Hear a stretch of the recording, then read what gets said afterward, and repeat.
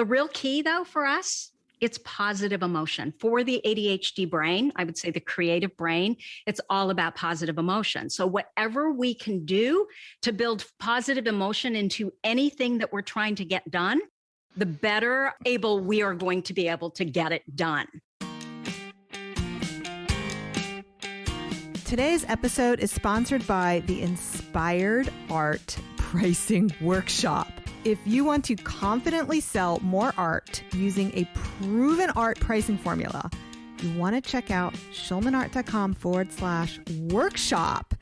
And for a limited time, you can even get it at 70% off. It's the Inspiration Place podcast with artist Miriam Schulman. Welcome to the Inspiration Place podcast, an art world insider podcast for artists by an artist, where each week we go behind the scenes to uncover the perspiration and inspiration behind the art. And now, your host, Miriam Schulman. Well, hey there, passion maker. This is Miriam Schulman, and you're listening to episode number 146 of the Inspiration Place podcast. I am so grateful that you're here. Today's episode is pretty interesting. It's an episode about ADD women or artists, not necessarily women. It is about ADD by ADD folks. You're going to love it. In this episode, you'll discover how ADHD, imagination, and creativity are linked, why you're successful because of your ADD rather than in spite of it, and finally, a procrastination buster to get you tackling your biggest goals. Today's guest is a lawyer, entrepreneur, and certified ADHD coach. She's the host of the #1 podcast and Facebook group, ADHD for Smart Ass Women. When her son Marcus was diagnosed with ADHD at the age of 12, she met with a psychologist to learn more about the diagnosis.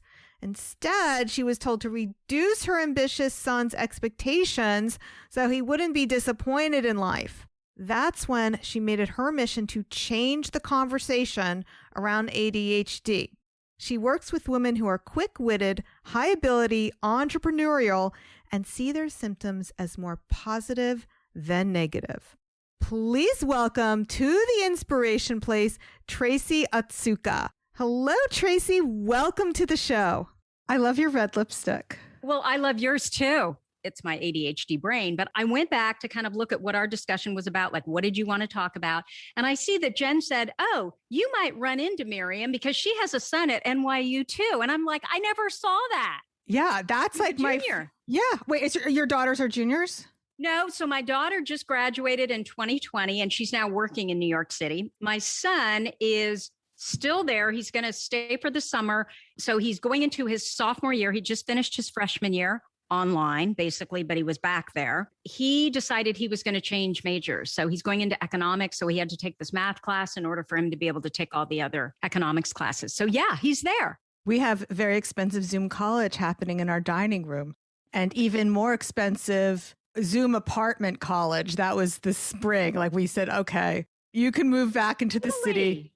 Totally. I was like, really? Why did we agree to this? This is so stupid. Where do you live, Tracy? California. And I just moved. So I just was back there with my husband and we moved our kids. They're in the West Village. They're 2 blocks from each other in separate apartments, 1 bedrooms. And I'm just like, I think we need to rethink this. I know. Why didn't we just send them to SUNY or what is the California system is really good. Right. Yeah, it's very good. My son's ADHD. And so he kind of got around in there around the back way using his music.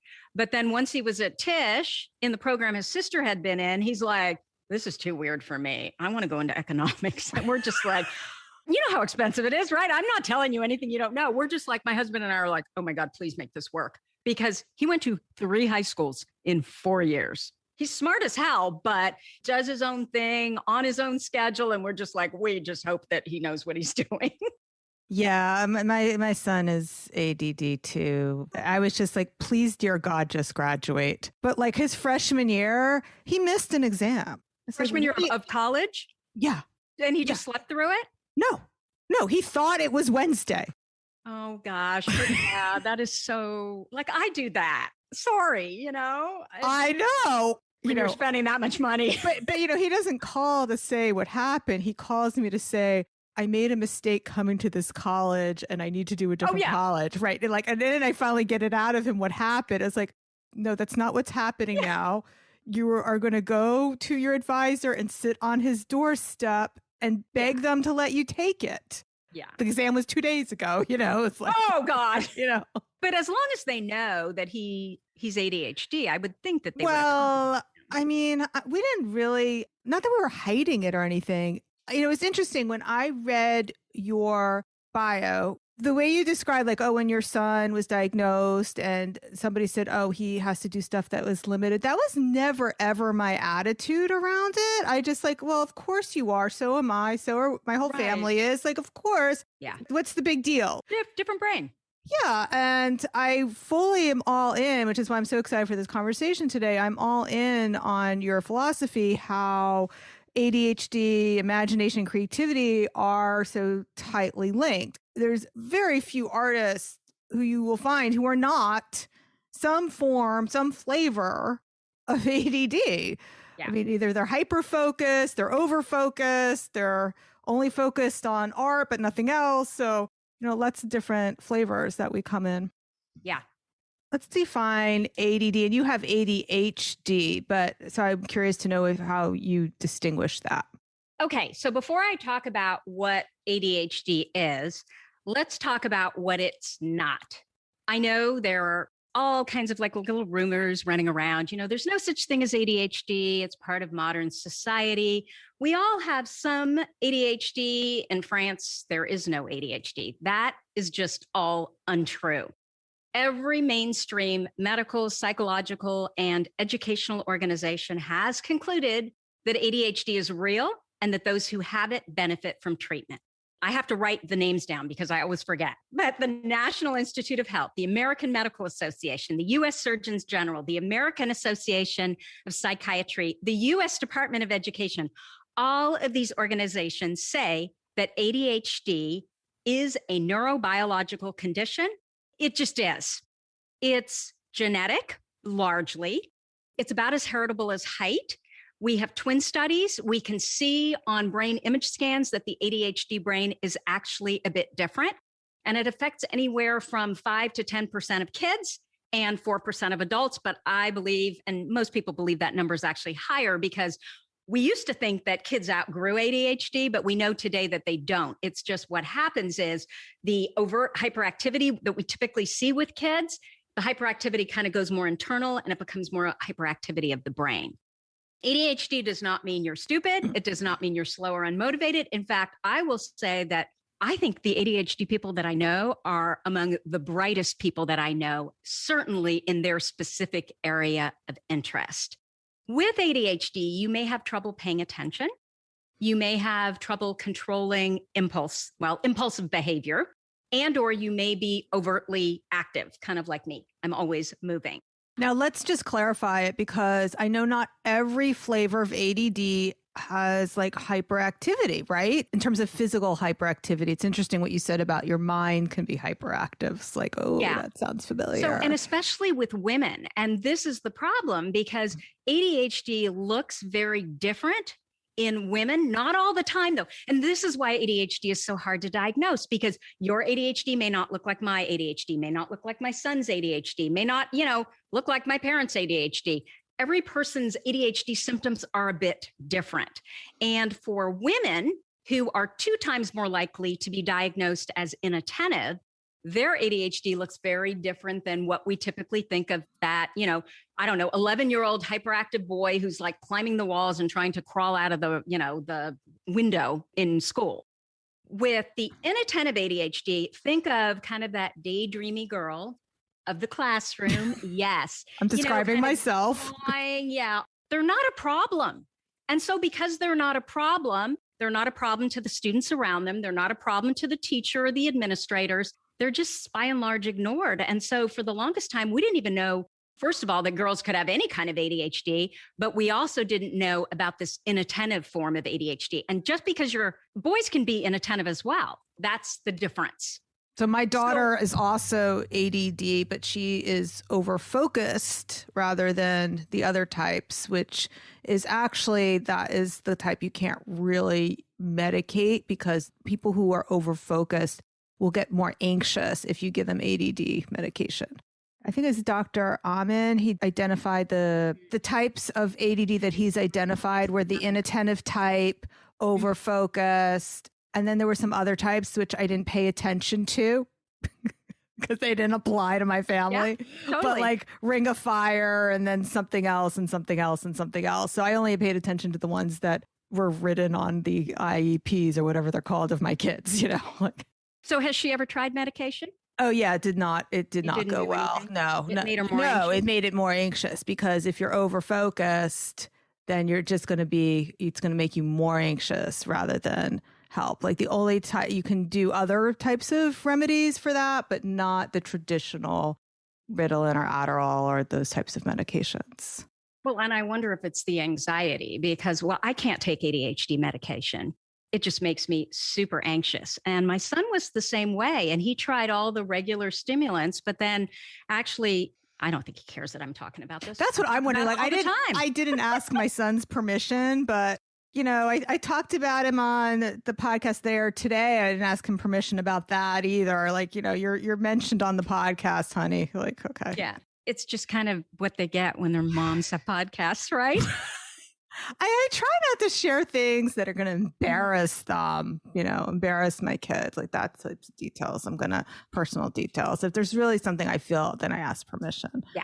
So. Well, my son was on my podcast. Aww. Actually, the only boy other than Dr. Ned Hallowell that I've allowed on the podcast. And that was probably my favorite episode, was the one with him. Oh, that's so sweet. Yeah. So let's talk about why you could be more successful because of ADD rather than in spite of it. Because I feel it's my superpower. Absolutely. It is totally my superpower. First of all, not always, but I can tell you and I share the energy. I have friends who are now talking about retiring, and I'm looking at them thinking, how can you retire? There is so much life left to live and so many things to do and to experience. And I know it's because of this boundless energy that I have. I don't need a lot of sleep like most people do. In fact, I think that evenings are kind of a waste of time, certainly the sleeping time, because I just, there's always something new that I want to be learning. I think we are really spontaneous. When we can get into hyperfocus, we learn quicker than a neurotypical brain does. And a lot of that is because time doesn't usually mean anything to us, not for everybody. My son is very time sensitive. I don't have a clue what time it is at any point. I have 3 modes of time: now, not now, and oops, too late. Yeah, exactly. Those are my 3 time channels. Yeah. And when we are really involved in something so the real key is interest, right? We have these interest-driven brains. So when we are interested in something, there is no stopping us. And I really believe, and I think I shared this with you, and it's a little bit controversial that I say this, but I think that, well, ADHD is on a spectrum. So it's like height or intelligence. It's not, you're either ADHD or you're not ADHD in terms of the level of symptoms. I always find that I get along better with women who are ADD as well, because we have, first of all, no one else is going to put up with us because, but I really enjoy that high paced interaction, like moving from one thought to the next and one creative idea to the next. Like I really, like you said, that energy is something that I enjoy, and I enjoy interacting on that level. Do you know what I'm talking about? I absolutely know what you're talking about. And I bet you we share in common the experience that I had with young children, where I'm sure my friends just looked at me, I'm sure because they told me, and they just thought I was nuts. It was like, would you just calm down? And could we focus on this one thing? Because I would just be bouncing off the walls from one thing to another. And the energy wasn't high paced enough for me. It's like retiring. It's like I was always doing something. It couldn't just be about the kids. There always had to be something else that I was working on. That is just what made me happy. And it's also what made me, I think, a better parent, right? Versus if I was not able to do these things that I really wanted to do, I think I would be resentful. Interesting. Okay. So yay, ADD women. Okay. But what about entrepreneurship? Because it seems like it would be something that would hurt us as entrepreneurs because of our propensity to either procrastinate, or where I see it hurting myself actually is sometimes too many good ideas can be a negative, because focusing on that one thing fully and taking that to the highest level is a better success driver than switching to something else and something else. Does that make sense, Tracy? It totally makes sense. But I think what the key is, we have these interest-driven brains. And I think that when we are bouncing off the walls and, oh, bright, sparkly, and especially if you're talking an online entrepreneur, right? We could procrastinate until the cows come home. Yes. But the deal is, if you know what you are really interested in, what you value, what's important to you, what your strengths are, and what your passion is, so that the center point where all of those diverge and meet.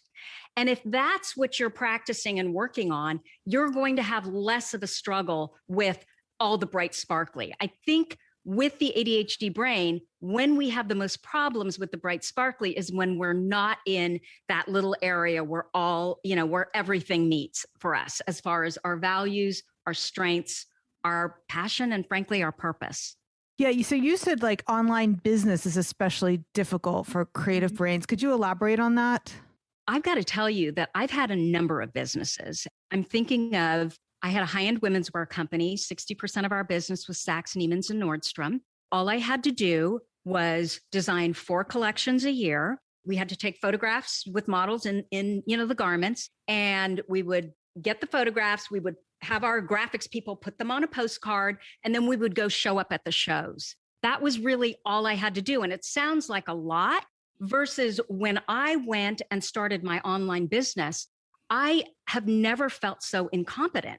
And I think the reason I felt so incompetent was there was so much to learn. I'm not naturally tech savvy. I'm good at tech now, but I had to learn it all. And there were all these new things that were coming up in tech, that involved online businesses that I would learn, and then it would constantly be ratcheted up because it was constantly changing. And to stay on top of all that, I just felt like a failure. Honestly, it wasn't until I figured out, no, who you really want to concentrate on are ADHD women. And I started really talking about it. You've got to be visible, right? You have to, in order to be visible, you're talking about what it is that's of real importance to you. And once I made that connection and realized that the work that I was doing could really help these women and it could change their lives, then that became the focus of everything that I did. And it really started with the podcast. So once I was able to get the podcast to be the central focus, everything else has fallen into place. But the truth of the matter is we need help. We cannot do everything. And I do think that I'm a perfectionist, a recovering perfectionist, and that's a very common ADHD thing. And so nothing was ever good enough. So it was always up to me to make sure that it was better. And so what ended up happening is I ended up doing a lot of stuff. You can't run a business where you're doing everything. You really can't. I think that is something that slowed my growth down a lot. Is actually I am tech savvy, and there were things I could do that I shouldn't have been doing. And I'm starting to see much more accelerated growth now because I've been letting go of the reins in many areas. Like even graphics, I thought, oh, well, I'm an artist. Of course I'm going to make my own graphics. No, you're not. Yeah. Because you don't have a degree in graphic design and you don't do it all day long. So somebody who does something all day long is always going to be better than somebody who does something once in a while. And with Facebook ads, I was doing my own and I was good, but it changes every day. I mean, it's like, it's ridiculous. So, well, and the thing is, you may be good at it, but how long does it take you to do because you don't do it every day? I gave it all up. Yeah. Your business is much better because of it, right? 100%. And I need to give more up. Absolutely. Because I find that the more I give up, the better it becomes, because then I'm spending my time in the areas that I really have an interest in. And because I have an interest in, I'm naturally gifted at it, versus trying to be better because I know design or, because I know fashion somehow, then I know graphic, that kind of stuff. Right. Like only I can do the Canva. Yeah. All right. And It's so I ridiculous. absolutely can't. And the more you hire people, the more you realize that, oh crap, I guess they are much better than I am. Right? Yeah. Like, why was Totally. I doing that myself all this time? I'm not detail oriented, but Oh, this I is am. well, no, And I was about to that's a say danger. I'm not good at it, but I will notice a typo. Yes. If there's a typo on your website and you want someone to find it, call me up because I will. Yeah. Or Like, I will kerningse find a little it. bit off. Yeah. Right. It's like, oops. I'm sure I just drive people nuts. No, I'm silently correcting everyone's grammar and Yeah. finding their like wrong use of homophones everywhere. I wanted to make sure you knew about my new inspired art pricing workshop. If you want to raise your prices but are afraid it will hurt sales, or perhaps you're just starting out and aren't sure what to price your work, or maybe your prices feel right, but you're not seeing the sales you want or the revenue, you probably have a pricing problem and a little bit of pricing drama that goes around with it. So in this workshop, you'll discover the secret pricing psychology that attracts high-end art collectors, what your prices say about your art, and how to send the right message by choosing the right number, how to strategically price your prints, paintings, or another main offering if you're not a painter, and commissions, and discover my 3 go-to techniques that create a buying frenzy for your art every single time. We're talking about marketing strategies. And finally, why getting your pricing right actually leads to more consistent sales, not the other way around. So if you want to confidently sell more art using a proven art pricing formula, then you'll want to check out schulmanart.com/workshop. And for a limited time, you can even get it at 70% off. So that's schulmanart.com/workshop. It's also linked in today's show notes, schulmanart.com/146. Now back to the show. Let's move back to some of these strategies. So I know one of the biggest blocks for especially my artists is what we brought this up before is the procrastination. And that's because of that sense of time, either something is now or not now. And that feeling that it's not now leads to procrastination. But I think you probably have other reasons why ADD people tend to procrastinate more. Yeah. And the thing is, what they tell us is it's fear. And I remember thinking, I'm not scared. This is stupid. You know, it's something that I've been procrastinating for a week on, and it could be done in 30 minutes. I'm not scared of that thing. For us, especially us hyperactives, it tends not to be fear. The problem is time and emotional regulation are connected. They're linked in our brains. And that's why time blocking doesn't work for us, because we don't know if we're going to feel like doing it when it's on that calendar. And so planning with an ADHD brain, I don't know about you, but I tried one planner after another for years, for decades. Planners just didn't work. And it was because of this idea that I just don't know if I'm going to feel like doing it when I say that I'm going to put it in my calendar. The real key, though, for us, it's positive emotion. For the ADHD brain, I would say the creative brain, it's all about positive emotion. So whatever we can do to build positive emotion into anything that we're trying to get done, the better able we are going to be able to get it done. The reason why that's true is because positive emotion, when we feel good, that is what increases our dopamine. And that's what we're lacking in our brains. We're just not making enough dopamine. When we increase the dopamine through positive emotion, guess what happens? It also controls our motivation. So they're all integrally linked. The other thing that really works is it's all about action. Doctors Ned Hallowell and Dr. John Rady, they wrote the Bible of ADHD called Driven to Distraction. And in, I think it was February or January of this year, they came out with their new book after 15 years called ADHD 2.0. And I always had this sense, I called it PostFinal Depression, where I would be done with finals. I coined this term in college. I would be done with finals. And all of, my friends and I, we would talk about, okay, what are we going to do once we're done with finals? We had all these plans. They would be done with finals and they were so excited. And I would be like, is this all there is? Next. But I didn't know why I was like that. I have so many questions to unpack with everything you're saying. Can you relate to that? Yeah, I have two modes, working and sleeping. I'm having a real trouble learning to relax. We have this weekend home, and my husband goes out there. My son would argue he has trouble my husband has trouble relaxing too, but my husband will go outside and he will play with his farm toys, which is really working because he's basically coming up with projects for himself to do. Cutting branches. He says it's relaxing. I guess it's relaxing because he says it's relaxing, but I would argue that's probably work also. But I wanted to unpack a couple of things you said back there that were super important. The first thing was about managing your mind and with the fear. What I find that happens with my artists is they procrastinate because they have some unprocessed fear, but they're not experiencing it as fear. What they're experiencing is they have discomfort. And so their brain is coming up with all kinds of reasons why whatever it is they want to do may not work. And I was starting to go there. And then, brain. It is all about action. When I would have this postfinal depression, and I mean, it just kind of, and it wasn't real depression, but it was just the sense of, God, there's got to be more.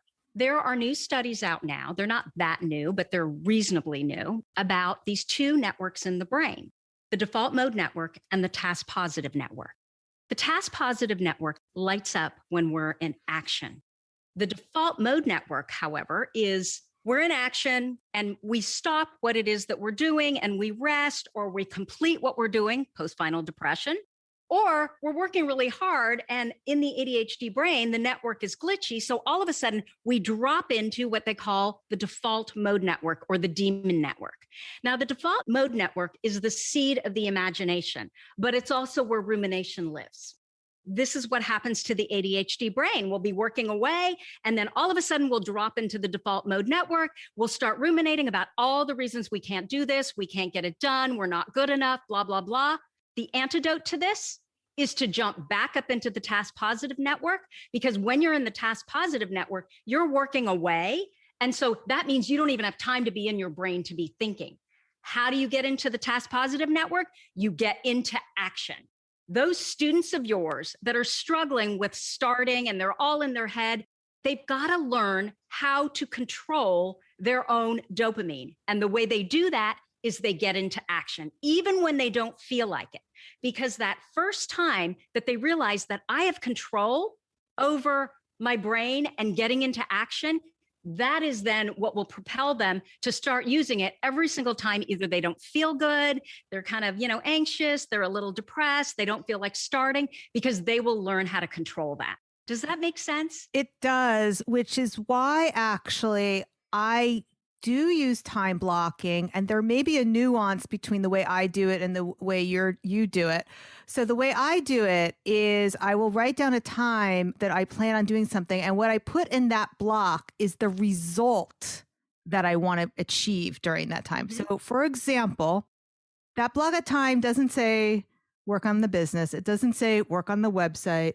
It would say something very specific like write the about page. Like that is the result. So I'm driven by the goal of having that result done. And that's what's driving me. And that's what makes the time blocking work for me, because everything that's on my calendar is results driven. You've connected the action to your intention. One thing I do want to say, Miriam, is the struggle with the ADHD brain is, again, what works for you may not work for me. So I can be talking about all kinds of things that work for me. It may not work for you, and vice versa. And there's different kinds of ADD. So that is part of it as well. Like we said, there was the 2 types I could remember, and there were the 5 other types I couldn't even remember what the types were. Whether you're an overfocused type, an inattentive type, a ring of fire type, or all the other names I don't know, because I know very little about Dr. Amen. I know who he is. I've read his stuff, but I couldn't even comment about that. However, this is the deal. And this is why regular coaching doesn't work for an ADHD brain. You have to figure out what works for you.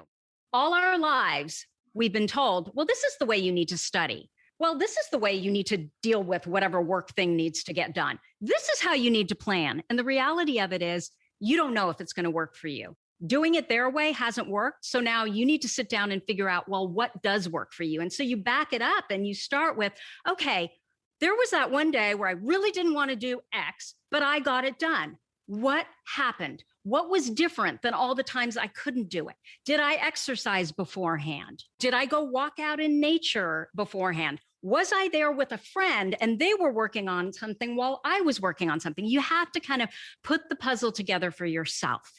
I mean, clearly, ADHD brains are happiest when we're in action and when we're creating. Like if you sit back and you think about, when was the last time I was really happy? Chances are you were creating something. I don't care if it's art or a business or, anything. And then when you think about, okay, if I feel like crap right now, well, when's the last time I actually created something? I bet you the chances are that you're going to say, I really haven't in a while. And that's part of what's going on. I mean, I think of art and creativity as therapy because, well, we know there's art therapy, right? It calms the nervous system down. So that is probably the most important thing that we can do for the ADHD brain is, again, to look for where is the positive emotion? Because what you want to link is positive emotion increases your dopamine. And when you have more dopamine, you feel better and you're more motivated. So a lot of people think that, oh, well, motivation just kind of shows up, right? I'm going to wake up tomorrow. Am I going to feel like I'm motivated? No, not today. Okay. What about the next day? No, not that day either. And that's not how it works. Motivation comes from action. So you can motivate yourself by getting into action, any kind of action, back end it, right? Because once you get into action, whatever that action is, you've increased your positive emotion, which means you've increased your dopamine. Now, what is the next thing you can do to increase your positive emotion a little bit more? And just keep going up that ladder. I love that. We can control it. That is the biggest key. It's not something that you just wake up one day and you should be motivated or you're not going to be motivated. 100%. I agree with that. Okay. So you have some apps that you find are helpful for distracted brains. What are they? Okay. So the number one thing that I love is my Dadex Cube. Have you seen this? No. Okay. So this is a great procrastination buster. I have days where, I hate to long form write.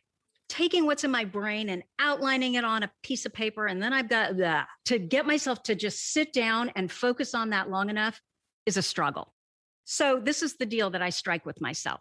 All I have to do is, this is a form of the Pomodoro method, but the Pomodoro method doesn't work for me. So the Pomodoro method is you work for 25 minutes and then you have a 5-minute break. And then you work for another 20, and there's all these apps, on the phone or whatever that you can get. Then you work for another 25 minutes. Once that's done, you get a 5-minute break. So if I work for 25 minutes and then I take a 5-minute break, I'm never going to go back because my problem is starting. But once I start, I never stop. So this is how I start. This does not require me going into my phone. It doesn't require me looking at the clock. All I do is I sit down and you got to get out of your head and you've got to get into action. So I sit down at my desk and I'm like, 25 minutes. And I'm not even allowed to think about it. I just have to do it. And so what this little thing does is it counts down. That's beautiful. Okay, so I'm going to describe it for people who are listening to the podcast and do not have a visual. So it's a cube. It has numbers on the different sides. I'm assuming that you can pick a different amount of time if you wanted to. And it's basically just a timer, but it's not part of an app. So there's 10, 20, 25, and 5. It's like a fancy kitchen timer, yeah? Yeah, but see, the key with this, with the ADHD brain, it's got to be easy in, easy out. If I have to go fumble around in my phone and I'm looking for the app and, there's Instagram and then someone's texting me, I'm never going to get to it, right? Yeah. Versus this is easy in, easy out. This cube sits on my desk and all I have to do is literally flip it on its end and it starts to count 25 minutes down. That's beautiful. So everything we do with the ADHD brain is about easy in, easy out. Planners, it's the same thing. Think about a typical planner. If you struggle with planners, Every time I need to write something down, I've got to go into the right month, then the right week, and then the right day. Who the hell has time for that? No. So what I have on my desk, one page. It's on cardstock. And that is what I use for the whole week. Again, easy in, easy out. If I think of something, I write, it's right there to just grab. It's not me rifling through a bunch of pages. And so with this planner, I have literally not missed a day in almost 2 years. I was never able to use a planner for more than, I don't know, a couple of weeks. I love my planner, but I'm ready to design my own because it doesn't quite work the way I want it to. Why isn't there more space here for what I need and less space over here for what I don't need? I don't like it. My kids make fun of me because I usually will buy, not usually, but often I have bought more than one per year because I'll start a planner and decide it doesn't work. Totally. Absolutely. Apps. Bear app. Do you use the Bear app? No. Bear as in the animal or bear as in I'm naked? No, as in the animal. I think it's $15 a year. My favorite, is it my favorite app? It's one of my very favorite apps. Again, I'm going to tell you why it's so great. So I save everything on the Bear app, literally everything from a podcast idea, a guest I want to have on the podcast, the paint colors that I used in my son's room 5 years ago when I redid his room, plants that I planted in the garden. And so if I need to replace them, I want to remember what the hell was that plant called? Everything that I can possibly save is in the Bear app. And the beauty of the Bear app is there are no files. Because when I'm trying to remember where I put something, I can't remember what file I filed it in. With the Bear app, you just throw it on there. And then when you're looking for whatever it is that you're looking for, you search in the little search bar. And there, everything comes up that's like, oh, I don't know, Marcus's bedroom colors. I never lose anything anymore because of the Bear app. You can take photographs and put the photographs in there. I'm trying to remember what I photographed recently, and I stuck it in the Bear so I wouldn't. Oh, it was like a concealer color. I'm always, I don't know, at the store and trying to remember, okay, what did I buy? What color was it? Now everything is in the Bear app. That's great. Yeah, I think I need that app for when I order food I don't like at a restaurant. I always wish there was an app for that because it's like, oh, that's right. They overcook this. Why don't I remember that from last time I ordered it? It was like so disappointing. You can totally do that. I put, when someone says, oh my God, this is such a great book, that's where I throw it. Or this is such a great movie. You've got to watch this movie, or don't watch this movie. Everything is in the Bear app. The Cube, what was the Cube called again? It's called the Datex Cube. The Datex Cube. Then we have the Bear app. And I have a brand new app. They call it designer email. And I was like, I'm not going to spend money for this. But somehow they hooked me and I tried it. And it's called Superhuman. It's an email application. It is the only way that I can achieve inbox zero. And I am blown away with how it somehow culls all the crap email that I get, pulls the ones that I really need to deal with, and then allows me to organize them, send them away until they need to come back.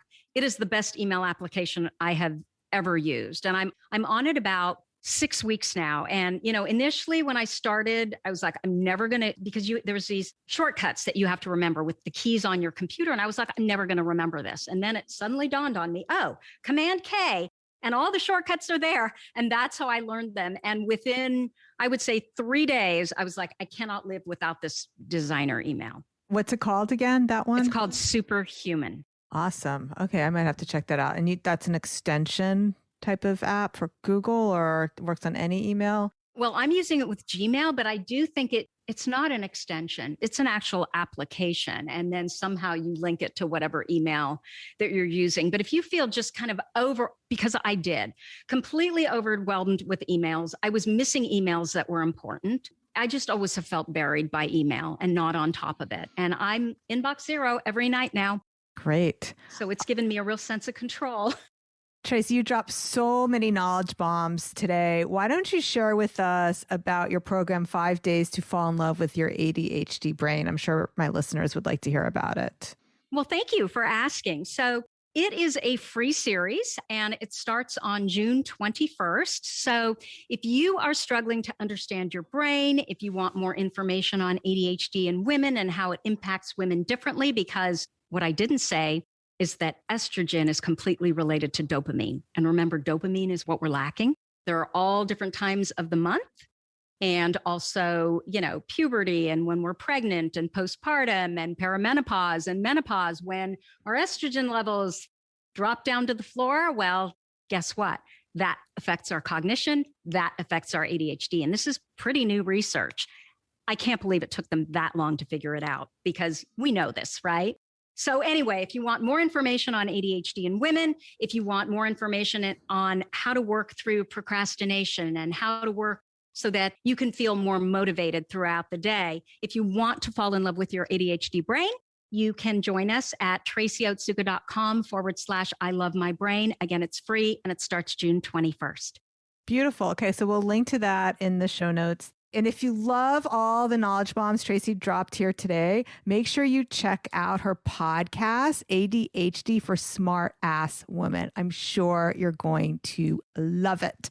We've also included links to all these places in the show notes at schulmanart.com/146. And don't forget, check out the Inspired Art Pricing Workshop, schulmanart.com/workshop. Imagine for a moment that it's a year from now and you're finally profiting from your passion. This dream can come true and you deserve to invest in your creative career.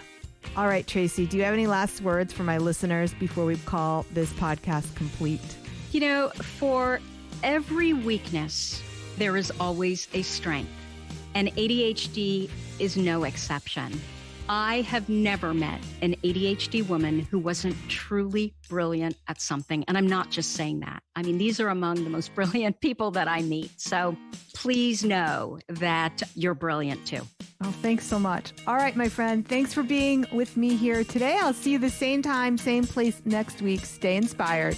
Thank you for listening to the Inspiration Place podcast. Connect with us on Facebook at facebook.com/SchulmanArt, on Instagram @SchulmanArt, and of course on schulmanart.com.